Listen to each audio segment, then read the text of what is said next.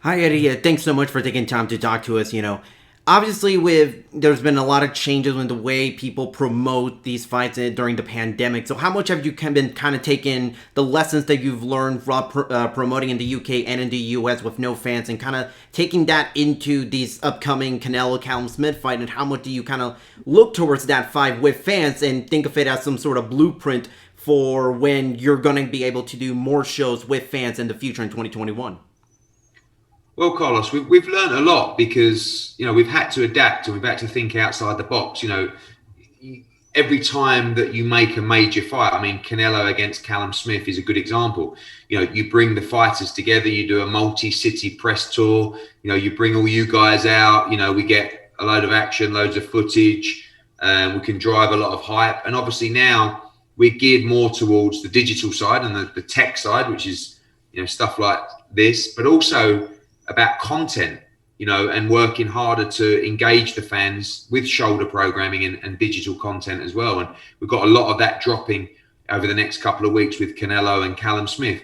There is no doubt, there is no question that a lot of the key moments have been taken away from the promotion of the show. Like I said, that initial start of the press conference, the weigh-in, where you can get live crowds in, open workouts.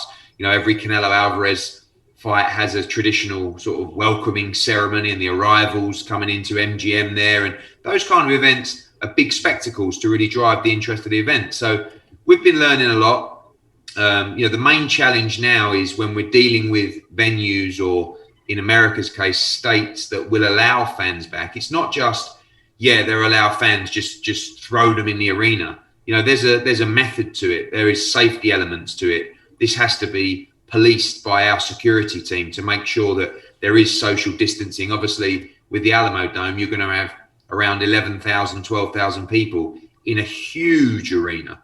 But, it's our job to make sure that we enforce the plan, that it's safe for fans, because, we do know that it is dangerous right now, certainly to contract this disease. And we have to make sure that we do everything we can. It's not just a case of bringing people back. It's a case of bringing them back safely.